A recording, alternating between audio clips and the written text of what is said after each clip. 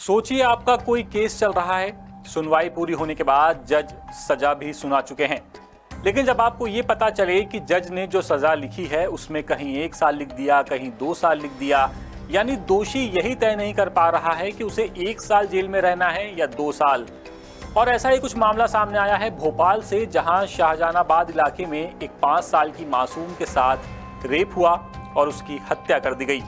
मामला POCSO court में पहुंचा और जज कुमुदनी पटेल ने फैसला सुनाया। ट्रायल कोर्ट ने अपने फैसले में मुख्य आरोपी की मां और उसकी बहन की सजा कहीं 1 साल लिख दी तो कहीं 2 साल। और अब ये मामला जबलपुर हाईकोर्ट पहुंच चुका है। हाईकोर्ट ने इसे गंभीर अनियमितता और जज की लापरवाही करार दिया है।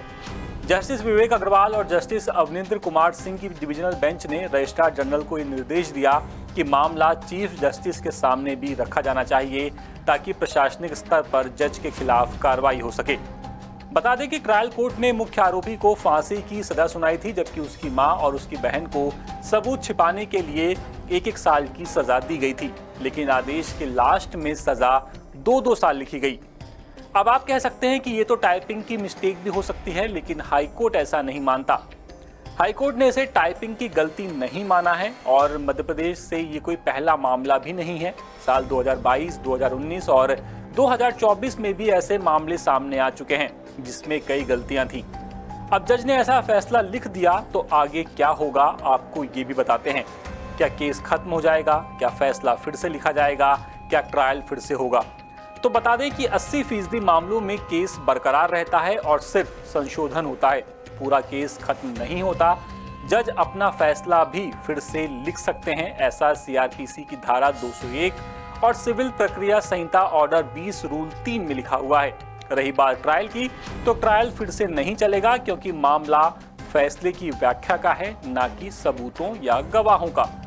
बता दें कि जज पर अगर लापरवाही साबित होती है तो सब एडवर्स एंट्री में ये सब दर्ज हो सकता है और जज का प्रमोशन भी प्रभावित हो सकता है, लेकिन ज्यादातर मामलों में जज को पहले चेतावनी ही दी जाती है।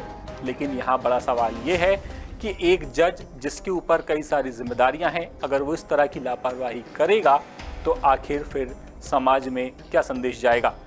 अपडेट के लिए आप बने रहिए द सूत्र के साथ। नमस्कार। लेटेस्ट, इन्वेस्टिगेटिव और इन डेप्थ खबरें देखने के लिए ज्वाइन कीजिए द सूत्र का व्हाट्सएप चैनल, सब्सक्राइब कीजिए यूट्यूब चैनल, लाइक कीजिए फेसबुक पेज और पढ़ते रहिए वेबसाइट www.dasootra.com।